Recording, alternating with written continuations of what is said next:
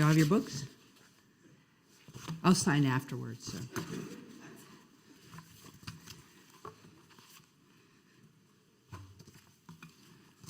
Well, good morning, everyone. Thank you for being here. From the moment I was sworn into office, I promised to take on the biggest challenges facing families and communities across our state and to deliver results. Oregonians are looking for action, real action that makes a difference in their everyday lives.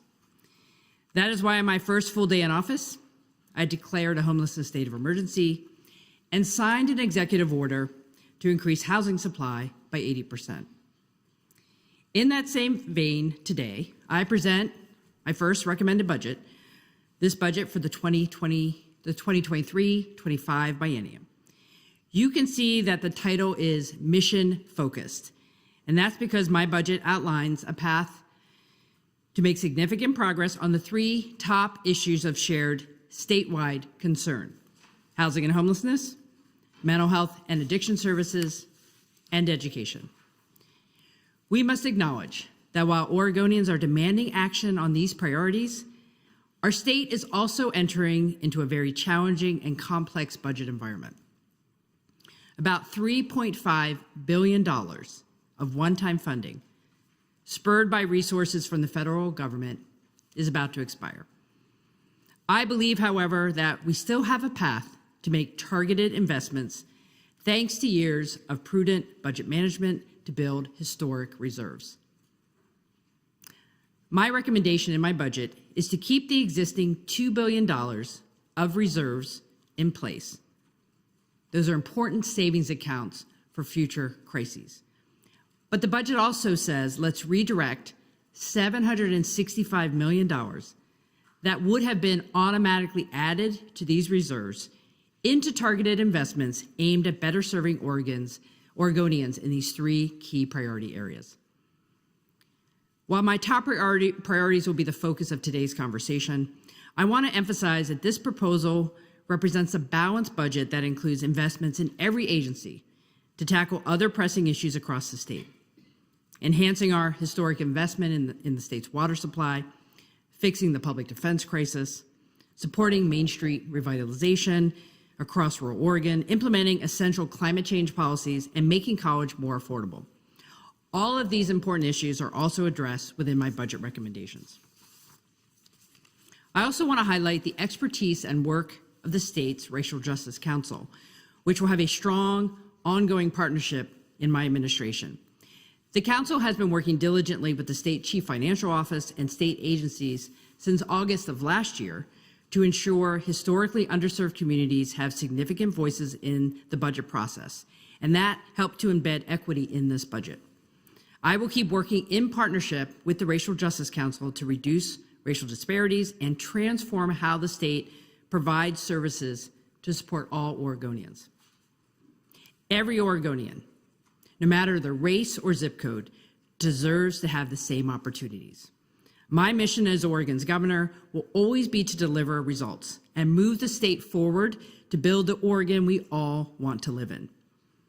This vision for Oregon's future cannot be realized in one budget cycle, but this plan today provides a roadmap for how we are going to reach this state's long-term goals. So let me start with my first priority, housing and homelessness. The housing crisis is one of the largest emergencies we have ever faced in Oregon, and the human suffering it causes to individuals, families, and communities is absolutely unacceptable. We must act now to provide immediate relief to unsheltered Oregonians and to prevent thousands of families from becoming homeless.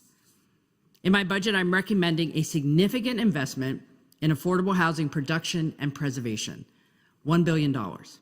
That includes $770 million to build more affordable homes for both renters and new homeowners, $118 million to preserve existing affordable homes, and $4 million to support the replacement of old and inefficient manufactured homes to provide safe and energy-efficient homes for households.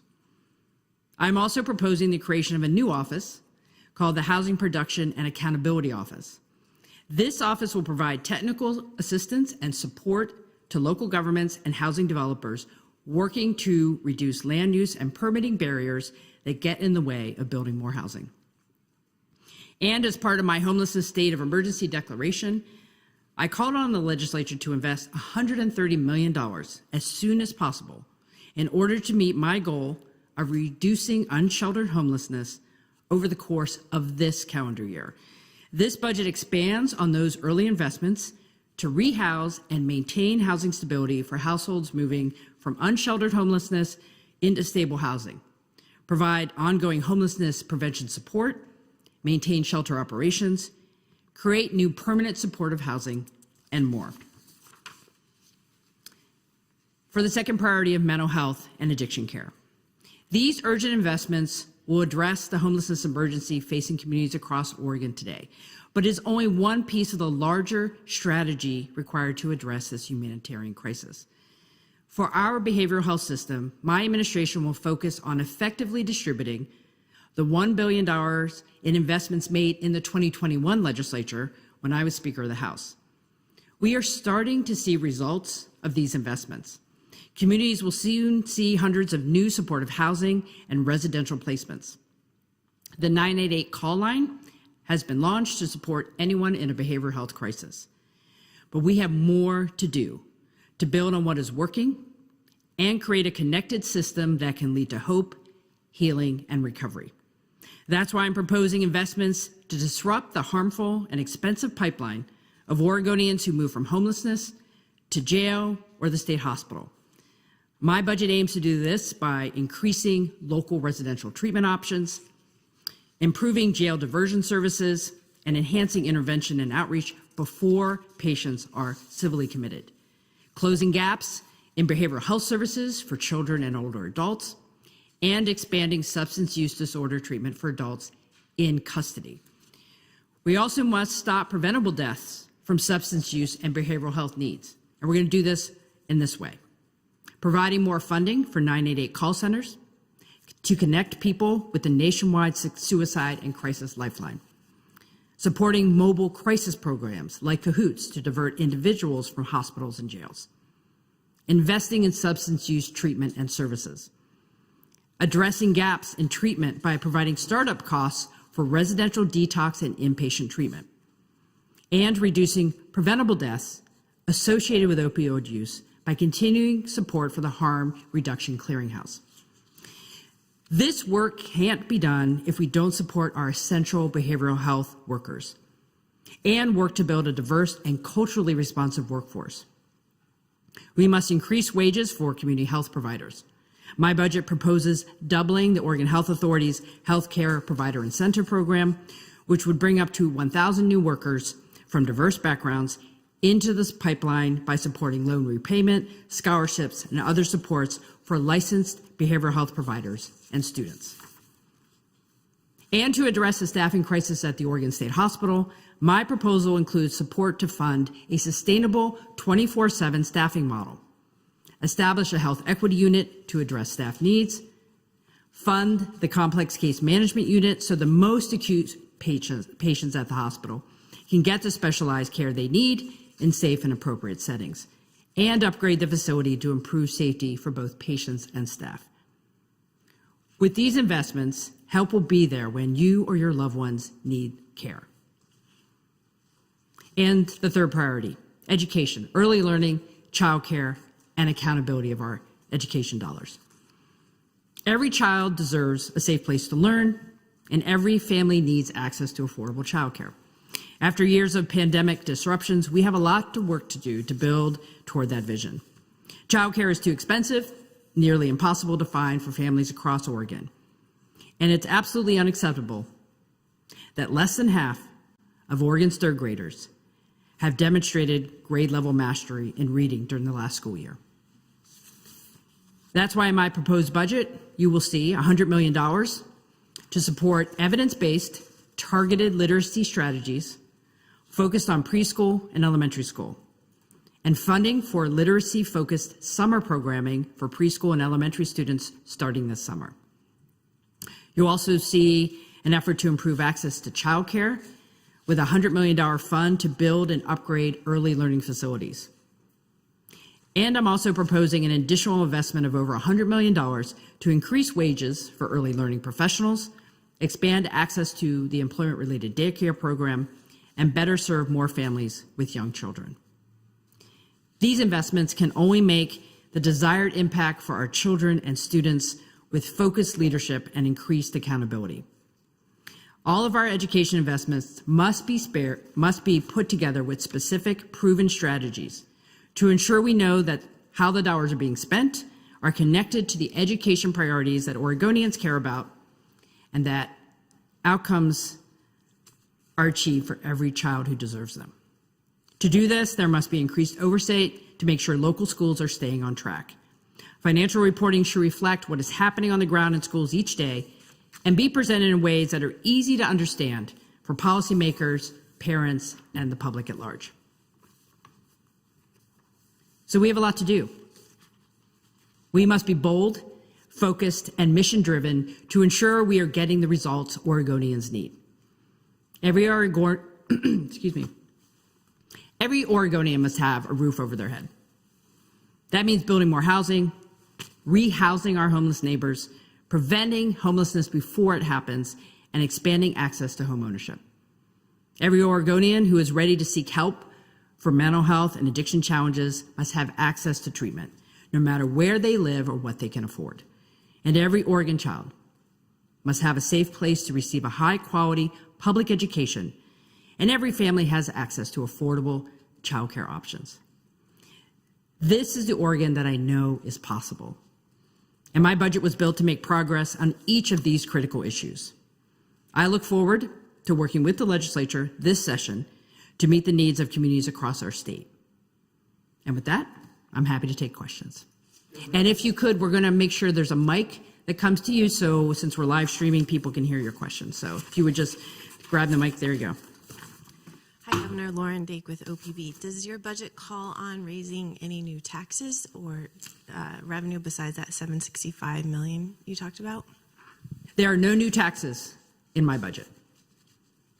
The way we are able to balance the budget does rely on the tapping of dollars that would go into the reserves. That is the primary way we are balancing the budget. Peter. Hi, Peter Wong, Pamplin Media Group, Portland Tribune. Could you take a couple minutes to highlight some of the other things that are outside your three top priorities? For example, you mentioned public defender funding, for example. Yes. I think I'll highlight two things. On public defense, we have $40 million in the budget to partner with the legislature. There's a tri-branch work group thinking about how we solve the short-term needs in public defense as well as build for system changes. That $40 million is a starting point in my budget. There's also a $200 million innovation fund, opportunity fund to capitalize on opportunities around advanced manufacturing and the semiconductor industry that we hope will be catalytic funds to help encourage applications for the CHIPS and Inflation Reduction Act funding that's happening at the federal level. Hillary Borey from the Oregonian. I have two questions. First, what salary pot are you including in your budget? I think that the state budget analysts were looking at about $300 million. And then from what I've seen, the prediction was that economists and budget analysts were expecting about $30 billion in resources to be available in the general fund lottery fund budget. And you're talking about $32 billion. So I get that there's a $765 that you would get from diverting money from the rainy day funds. Where would the remainder come from? On the second question, Hillary, let's follow up when we move to the roundtable, because let me check on that. We are utilizing on the resource side the dollars that would be going into the savings because we have urgent issues. So I'm not quite sure your question there, but let's make sure we get that answered for you. On the supporting our state workers, one of the things that we have, one of the things that I've really been hearing a lot from, state agencies are very strained right now. It's not like it's like any other workforce out there. We have folks, we're trying to make Oregon state government a workplace of choice. We want to make sure we can retain the folks we have. So we are focused on making sure we can have a good conversation with our state employees about how to move forward in their next contract negotiations. What you'll see in the budget is a traditional salary pot. For those of you watching, that's the dollars we set aside for the contract negotiations. It's, I will get you that number. I think it's $320 million. There's also additional dollars set aside for doing what is important for recruitment and retention in our 24/7 facilities, lifting up our lowest wage workers, and also making sure that we are moving our home care workers and personal support workers to better wages over the next 2 bienniums. So that is all included in some additional investments. Hi there, Connor with Fox 12. I had a question about Measure 114. I know law enforcement has talked about the need for more funding to implement Measure 114. I know it's still tied up in the courts right now, but does your budget include any of those requests from the sheriff's offices across the state? The budget makes sure that the agencies who are doing some of the work now, for example, the Oregon State Police, have the resources they need, but it does not specifically talk about the changes with 114. I'm waiting to see what the legislature will propose and any changes, and of course, as you've mentioned, it is in the court. And again, this is a starting point. We have 6 months of a legislative process to, play with this budget, so I would anticipate we'll be seeing some requests for the implementation as we go through the session. Hey, Governor Dirk Vanderhart, OPB. Excuse me. Your state school fund is $9.9 billion. I think the OSBA is saying anything under $10.3 billion is going to mean cuts. I think the quality education model is about $11.9 billion. Is this going to result in cuts to schools? How confident are you that this is going to be adequate? I think the $9.9 billion in the state school fund is a very strong base budget for our schools. And I also know there are challenges. It is definitely a starting point for the session. It is higher than what analysts were requesting, months ago. And I know there's a higher ask out there. I would also say that we do have increases on the Student Success Act side and the student investment account that will hopefully be complementing the work at the state school fund. But I suspect we will have robust conversations during the session of how we can get that number higher. Governor, Lisa Balick from COIN. When it comes to the public defender shortage, if lawmakers approve your ask, let's say by June, how quickly do you expect the situation to be turned around? Thank you for the question, Lisa. I think I am still waiting to see what that plan should look like. We have to not only meet the immediate need, we're waiting to see how the Public Defense Commission deals with the $10 million they just received in the e-board. That $40 million is a starting point, and those legislators need to have a clear plan of where they want to go in providing better services. We need system overhaul, and that $40 million is only a starting place. And I see Dick had his hand up. But just to follow on that, in other words, do you see that it's a situation that could get resolved this year? I think we are looking at multiple years to resolve completely our public defense crisis. My goal is to make sure we can deal with the unserved individuals now, but also talk about long-term system changes. And that is what I'm hoping we will see in collaboration with the judiciary and the legislature to make that happen. Absolutely have to get on a better course by the end of the legislative session. Dick? Oh, we need a mic. Dick Hughes, Oregon Capital Insider. Governor, this is an interesting budget for you because you've been on the other side for years. Have you talked with any of the legislative leaders before releasing the budget? And have you done anything differently that you wished the governor had done in presenting the budget to legislators? As you know, Dick, this is an expedited timeline. As a new governor, we've been working very hard over the last 2 months to make sure we could make sense of the ask, create budgets. I'm very proud of this budget because I think it's realistic. I think it focuses on core services. We have briefed legislative leaders, the co-chairs. In fact, I would say we've had more conversation with legislators prior to the release than we've had in the past. There is a lot of consistency across all the caucuses about what the priorities are: housing and homelessness, mental health and addiction, and schools.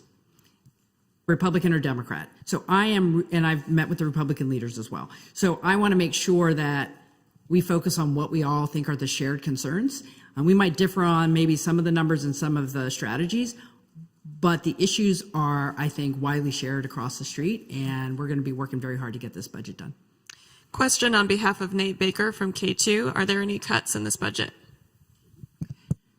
I was very clear with my team that we wanted to make sure that when Oregonians need essential services, they could get them.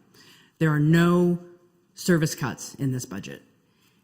There will be, the biggest issue is the one-time funding that had come from the federal government and whether or not some of those things could roll up. But when it comes to core services, we worked very hard to maintain those services so Oregonians can get what they need. Julia Shumway with the Oregon Capital Chronicle. Two Oh, questions. microphone? Oh, you got one? Good. Yes. Two questions. First, are you anticipating any kind of cuts to revenue? I know legislators are looking at tax breaks for things like semiconductors and affordable housing. Is that included in your budget? And the second one, given that economists are anticipating a mild recession within the next year or so, and you'll be diverting money from state reserves, what are you doing to make sure that Oregon's still in a good position to weather a recession, whether it's mild or not? Well, let's start with that second question. Oregon has $2 billion in reserves. That's the highest number we have ever had. And as someone who has worked through the Great Recession and multiple downturns in budgets, I want to protect those dollars. We're strategically saying, don't touch those monies, but let's look at the money that we would put there because we have some urgent needs now. And it seems very prudent to do that. We are silent on new tax credits, new tax incentives, because those are complicated. I want the legislature to work through those and make recommendations. So there's no comment either way on any of those new ideas. And again, no new taxes in this. We're relying on dollars that would go into reserves to meet the goals of the budget. Blair Best from KGW. The money allocated for homelessness, is that just for the areas of the state included in the state of emergency? And how do you plan to help those communities that aren't included? That's a great question. Thank you, Blair. So as you know, we've been talking about $130 million, $40 million out of the current biennium, 90 into the next biennium to meet very specific goals around unsheltered homelessness in those priority areas. However, the rest of the budget also expands emergency assistance for the whole state. It talks about keeping people housed and preventing them from becoming homeless. That is good for the whole state. Excuse me. The affordable housing, the $1 billion in development, will meet the needs that will serve the entire state. So the other thing I would point out in the booklet, if you haven't seen it, it's on page 23,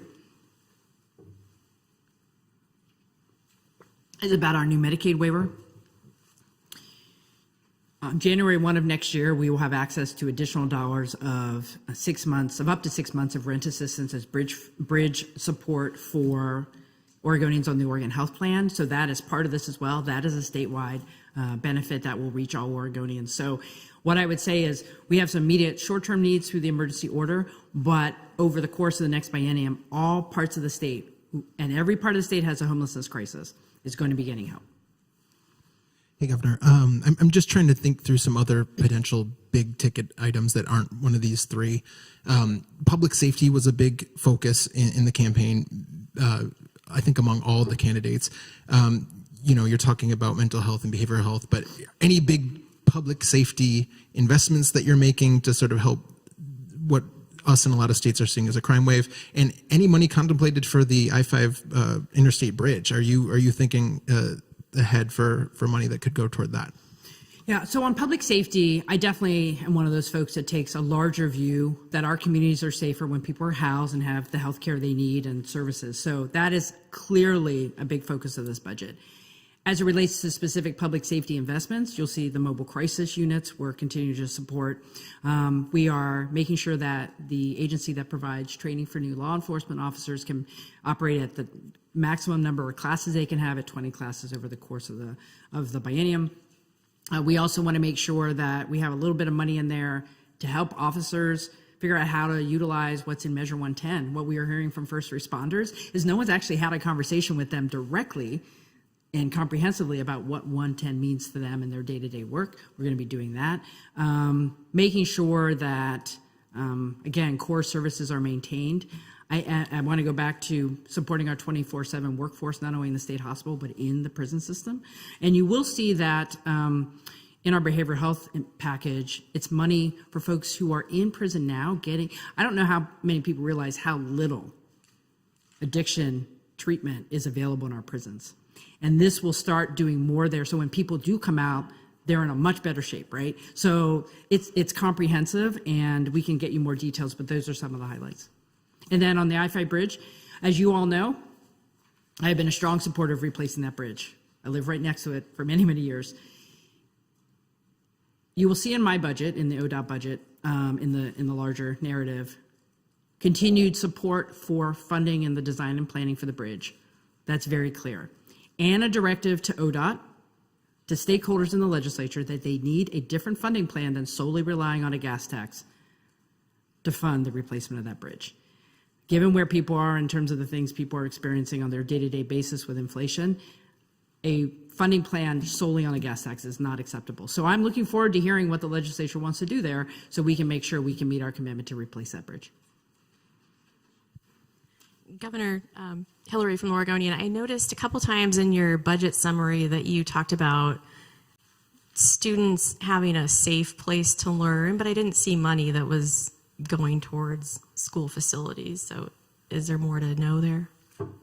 Well, thank you for the question, Hillary. We've done a lot over the years to enhance the physical security in our schools, and we're certainly supporting the capital construction pot that is available for school districts to upgrade their facilities. In fact, I think we have a larger number than we've seen. It's robust. Districts apply for those dollars. It's very helpful for them to update their facilities. For me, broader safety issues are about how educators and how students and parents feel safe in those classrooms.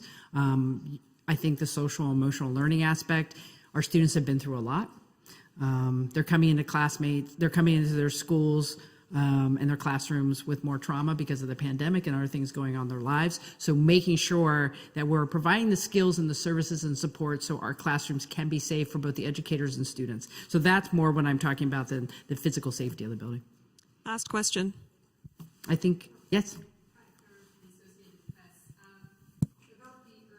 Oh, wait, your mic's not on. Hold on a second.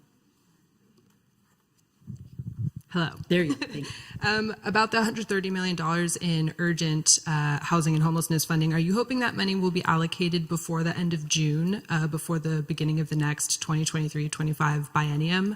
And can you just confirm that that $130 million would only go to the areas mentioned in the executive order where unsheltered homelessness has increased by 50% since 2017?